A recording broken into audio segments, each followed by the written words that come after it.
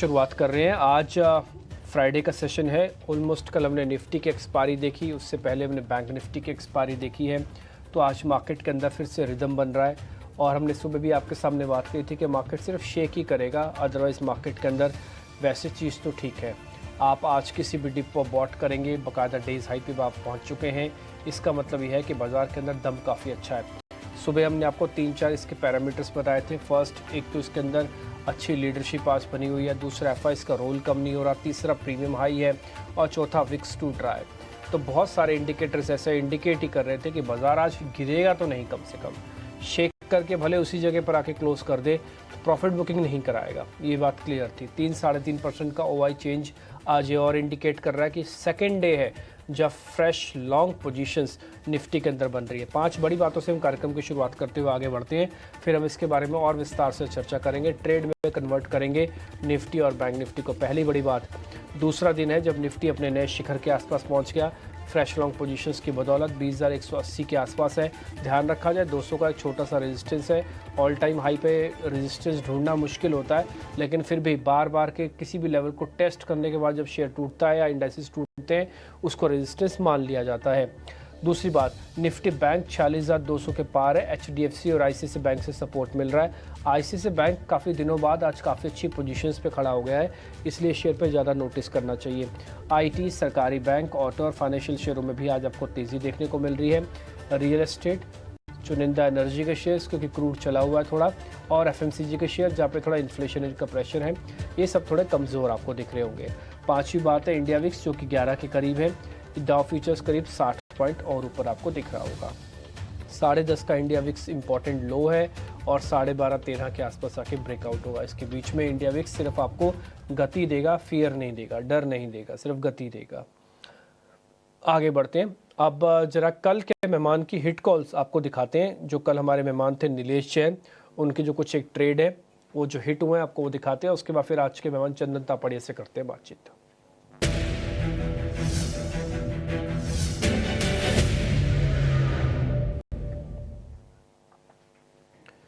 20,050 की कल कॉल उन्होंने दी थी 35 रुपये के रेट के आसपास, आपको ध्यान होगा। 20% का गेन वहाँ से आपको मिला। ओएनजीसी 1.5%। कल हमने बाकायदा ओएनजीसी को भी लिया था क्योंकि उससे एक मेहमान हमको पहले अवनी भट्ट बता चुकी थी।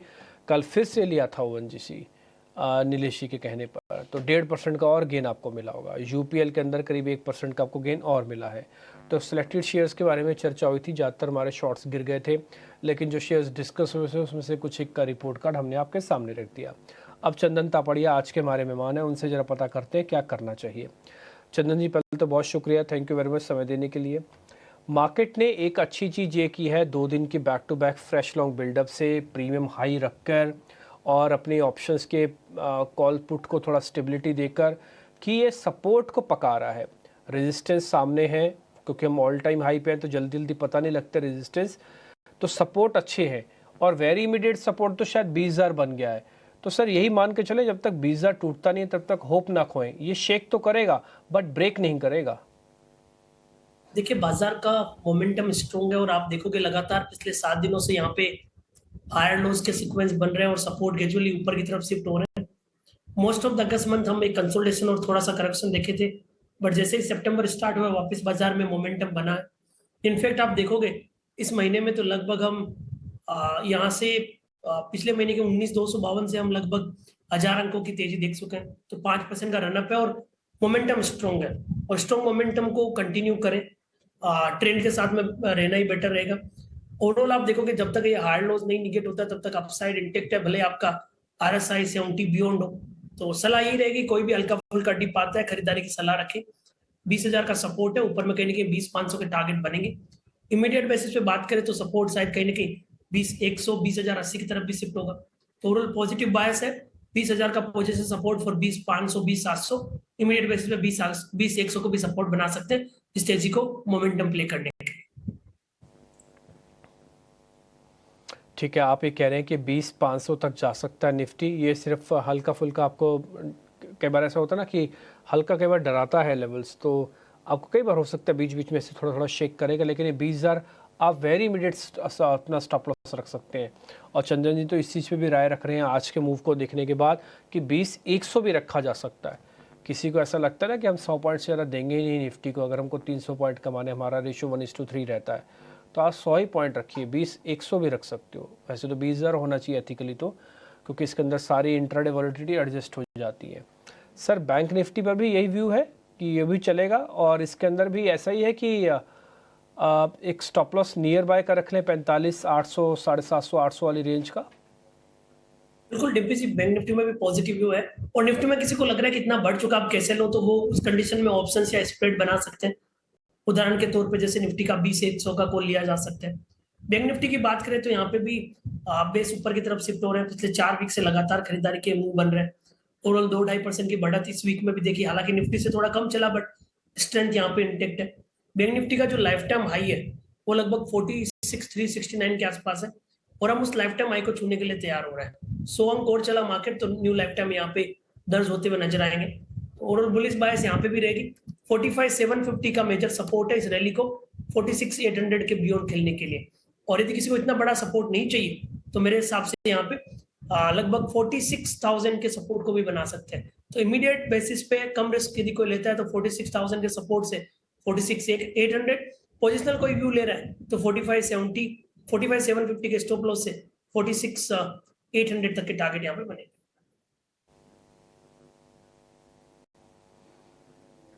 ओके, ठीक है।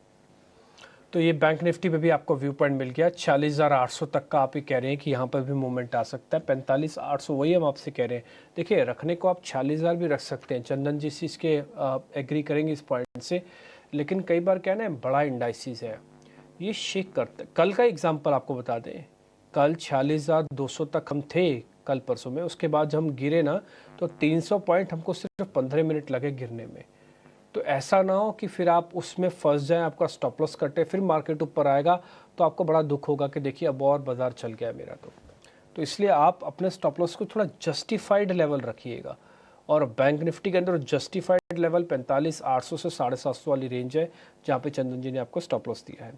ठीक है, ये हो गया इंडाइसिस की बात। आप एक्टिव ऑप्शंस को भी ले सकते हैं, कोशिश करना एट द मनी लेना, जल्दी पैसा बन के जल्दी निकल जाओगे बाहर आप। अब शेयर्स की तरफ बढ़ते हैं, मूव करते हैं आगे। ताज़ा खरीदारी वाले शेयर्स आपके स्क्रीन पर आएंगे।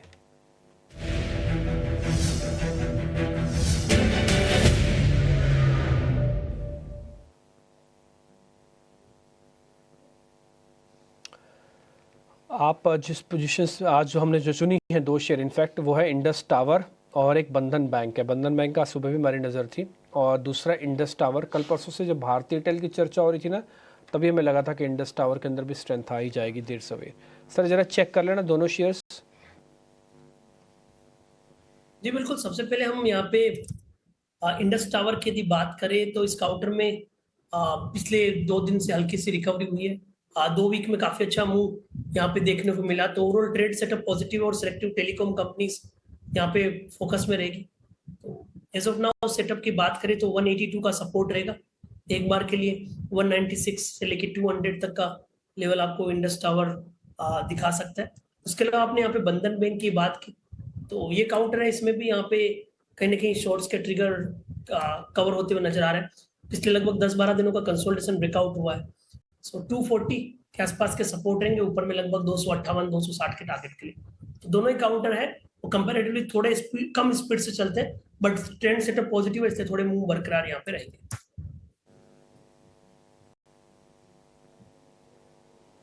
ओके, ठीक है। सर बंधन बैंक में कोई ऑप्शंस का ट्रेड है या फिर सीधा रखें?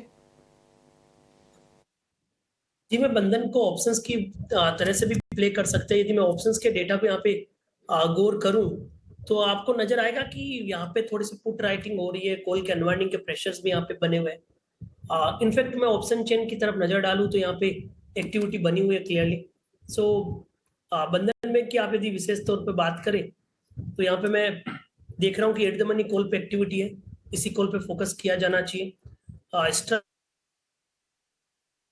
कॉल में रेडर पे 45 की कॉल सितंबर की 7 रुपीज 5 पैसे के आसपास चल रहा है। 7-7.5 के बीच में ले, 4 रुपए का सपोर्ट, ऊपर में लगभग 13-14 रुपए तक के टारगेट यहाँ पे बन सकते हैं। ठीक है, हमने लिख देते हैं 245 वाली बंधन बैंक की जो कॉल है ना, इसको भी ध्यान में रखिएगा। बैंकिंग में मैं इसलिए आपसे कह रहा हूँ कि इनके लॉट साइज थोड़े बड़े होते हैं, अगर आप ऑप्शंस में भी कन्वर्ट करना चाहें कर सकते हैं। दूसरा, बंधन जब भी चलता है ना तो स्पीड से 2-4 दिन चलता है, ये जल्दी थकता नहीं है, उसके बाद जाके इसमें रिट्रेसमेंट आता है।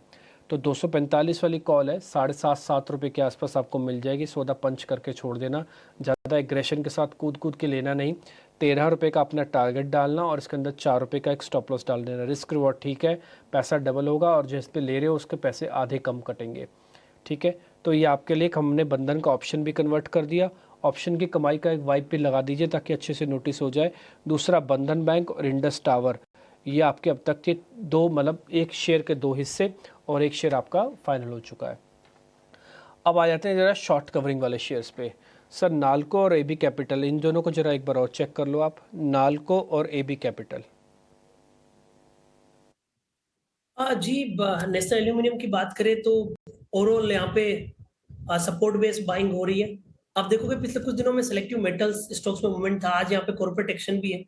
100 के लेवल को ये होल्ड करने का प्रयास कर रहे हैं, तो 97 का सपोर्ट है, ऊपर में लगभग 104 105 के टारगेट के लिए। और तो ओवरऑल नाल्को पे खरीदारी की सलाह रखेगी, पॉजिटिव बायस यहाँ पे रहेगा। ओके, ठीक है, नालको पे आपकी रिकमेंडेशन है। सर, फिर दूसरे शेयर को ड्रॉप कर दें हम, एबी कैपिटल को, कि वहाँ पे कुछ है ट्रेड, छोड़ दें उसको एबी कैपिटल?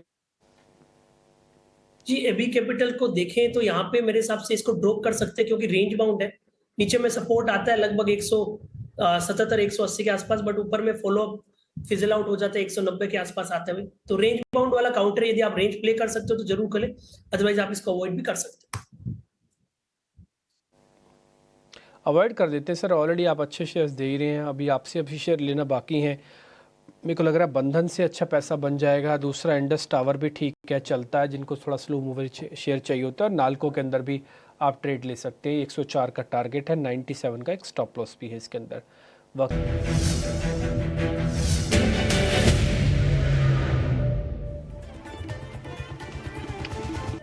मंदी वाले शेयर्स पे थोड़ा चर्चा करते हैं। अब ज़रा सर से पता कर लेते हैं कि जहाँ पे शॉर्ट बन रहे हैं कि वहाँ पे ट्रेड लिए जाएं। चंदन सर, एक बार ज़रा HPCL और इंडिगो देखो, दोनों के अंदर एक कॉमन चीज़ आपको दिखेगी, वो है ऑयल के प्राइजेस। ऑयल मार्केटिंग कंपनी सारी वीक है, HPCL, BPCL, IOC, किसी को भी उठा के देख लो। और दूसरा, इंडिगो भी है सर। देखिए, आप ऑयल मार्केटिंग कंपनीज की यदि बात करते हो तो ओवरऑल यहाँ पे प्रेशर है। आप देखोगे हल्की सी रिकवरी पिछले कुछ दिनों में आई थी, बट वो रिकवरी वापस सेलिंग में तब्दील हो जाती है। और स्पेशली आप देखोगे एक तरफ निफ्टी में पिछले कुछ दिनों में 1000 पॉइंट की मूवमेंट हुई है और वहाँ पे ऑयल मार्केटिंग कंपनी चल नहीं रही, तो क्रूड का इफेक्ट भी यहाँ पे एक मेजर प्ले कर रहा है, शॉर्ट्स के यहाँ पे बिल्टअप है। तो HPCL की बात करूँ तो वीकनेस इंटेक्ट है, इवन बिकवाली की सलाह रहेगी। 257 के आसपास का यहाँ पे रेजिस्टेंस रहेगा, नीचे में 240 तक का लेवल हिंदुस्तान पेट्रोलियम दिखा सकता है। सिमिलरली आप BPCL की बात करें, भारत पेट्रोलियम, तो शॉर्ट्स के बिल्टअप यहाँ पे हुए हैं, बाउंस पे बिकवाली वापस हावी होती है। 362 का रेजिस्टेंस है, नीचे में 340 335 तक के डाउन साइड के टारगेट के लिए। इंडिगो की बात करें यहाँ पे तो इधर भी शॉर्ट्स के बिल्टअप हो रहे हैं, और सबसे वीक काउंटर मुझे यहाँ पे इंडिगो समझ में आ रहा है इन तीनों में। इनफैक्ट आप देखोगे पिछले जो दिनों में बिकवाली हुई थी, उस बिकवाली के बावजूद भी 2440-50 को होल्ड कर जाता था क्लोजिंग बेसिस पे, बट आज उसके नीचे टिका हुआ है और उसके नीचे क्लोज देने में ये 5-6% और डाउन साइड ओपन कर लेगा। तो 2450 के स्टॉप लॉस से इंडिगो को बिकवाली की सलाह रहेगी, नीचे में 2300 तक के टारगेट बनेंगे। और इनफैक्ट ये एक ऐसा काउंटर है कि मार्केट वीक होता है तो 5-7% और भी करेक्ट हो सकता है। तो ऑयल मार्केटिंग कंपनीज पर नेगेटिव हुए, बट इंडिगो भी है जहां पे ज्यादा वीकनेस इस बाजार में लग रहा है। ठीक है, इंडिगो पे आपको थोड़ी ज़्यादा वीकनेस लग रही है, ये हमने नोटिस कर लिया सर, इसलिए लेवल्स भी अच्छे से नोट कर लेंगे। हमने 2 शेयर आपके सामने रखे, दोनों के दोनों आपको लग रहे हैं कि हाँ ट्रेडेबल है, बट इंडिगो में ज़्यादा दम दिखता है। सर, अनवाइंडिंग के शेयर्स भी हैं, कॉनकोर है और पॉलीकैब है, जरा इन दोनों शेयर्स को भी चेक कर लो, कहीं कोई ट्रेड है तो बता दीजिए। अब देखिए, सबसे पहले मैं कॉनकोर की बात करूं तो आप देखोगे पिछले कुछ दिनों में रेलवे से रिलेटेड कंपनीज में पॉजिटिव मूव देखने को मिला था। कॉनकोर 5-6 दिन पहले जो रैली आई थी उसमें 747 तक गया, वापस डिप भी आया उसमें 685 तक के लिए। तो लिक्विडेशन हो सकता है, बट ट्रेंड यहाँ पे चेंज नहीं हुआ है। इनफैक्ट कहीं ना कहीं ये 690 700 की तरफ आता है, तो इनफैक्ट खरीदारी की सलाह यहाँ पे बनेगी। पॉलीकैब है, उसमें तो बिल्कुल हम नई बिकवाली करेंगे, इनफैक्ट खरीदारी की सलाह ढूंढेंगे। पॉलीकैब का ट्रेंड पॉजिटिव है, 2 दिनों में अच्छी रिकवरी हुई है, कहीं ना कहीं 4,850 से लेके वापस 5150 तक का मूवमेंट हुआ है। हल्का सा यदि इधर होल्ड कर जाए तो 5500 तक की रैली बन सकती है। तो कॉनकोर पॉलीकैब दोनों में लिक्विडेशन जरूर हो रहे हैं, बट पॉलीकैब वीक नहीं है। कॉनकोर को जरूर यदि आपको ट्रेड करना है तो कर सकते हैं, बट पॉलीकैब को कोई भी मंदी करने की सलाह अवॉइड रहेगी। इनफेक्ट यहाँ पे हम नए ब्रेकआउट्स का इंतजार कर रहे हैं स्टॉक को नए प्राइस मूवमेंट के लिए पॉजिटिव साइड। ठीक है, पॉली का तो उल्टा बकायदा बाय हो जाएगा यहाँ पे 4850 के एक स्टॉप लॉस के साथ। आप चाहें तो इसको बाय भी कर सकते हैं 5500। कई बार क्या होता है कि शेयर चल रहा होता है, थोड़ा प्रॉफिट बुकिंग करता है, काफ़ी सारे लोगों को बाहर निकालता है और नए लोगों को फिर अंडर लेता है। तो इसलिए आप पॉली कैप पे थोड़ा ध्यान रखिएगा। ये तो बकायदा एक बाय का ट्रेड है सर की तरफ से। हमने पूछा अनवाइंडिंग था, लेकिन मिल गया हमको बाय का ट्रेड। खैर आगे बढ़ते हैं। सर आपके ज़रा ट्रेडिंग कॉल्स हैं वो ज़रा और बता दीजिए। बिल्कुल, देखिए निफ्टी बैंक निफ्टी में मैंने पॉजिटिव राय यहाँ पे दी है। हालांकि एफएनओ अपना सेगमेंट है, बट फिर भी मैंने एक काउंटर सिलेक्ट किया नॉन एफएनओ की तरफ से। यूनियन बैंक को ध्यान रख सकते हैं, बट एफएनओ की तरफ मैं ध्यान रखता हूँ तो टीवीएस मोटर पे खरीदारी की सलाह देना चाहूंगा। आप देखोगे निफ्टी ऑटो पे ओवरऑल बढ़त बनी हुई है। निफ्टी ऑटो में 2 दिन के डिप के बाद वापस 2 दिन की रिकवरी और कहीं ना कहीं यहाँ पे मोमेंटम बनेंगे। TVS motor one of the preferred counter हमारा रहा है, और सितंबर के मंथ में इस स्टॉक का कंपैरेटिवली सीजनलिटी भी काफी पॉजिटिव प्राइस बिहेवियर इंडिकेट करती है। तो टीवीएस मोटर पे हम खरीदारी की सलाह देंगे। 1445 का सपोर्ट रहेगा, ऊपर में 1525 और 1560 तक के टारगेट बनने चाहिए। ठीक है, टीवीएस मोटर आप कह रहे हैं कि इस पे आप ध्यान रख सकते हैं। सर कोई और तो ही नहीं, बस यही ट्रेड ही रखे ना, और तो कुछ नहीं है? बिल्कुल रख सकते हैं, और उसके अलावा मेरा ऐसा मानना है कि एक दो आईटी काउंटर पे ध्यान रखना चाहिए इस बाजार में। आईटी में आप देखोगे तो हमें एम्फेसिस भी अच्छा लग रहा है, कोफोर्ज है, टीसीएस है, और इनफैक्ट एचसीएल टेक जैसे काउंटर है।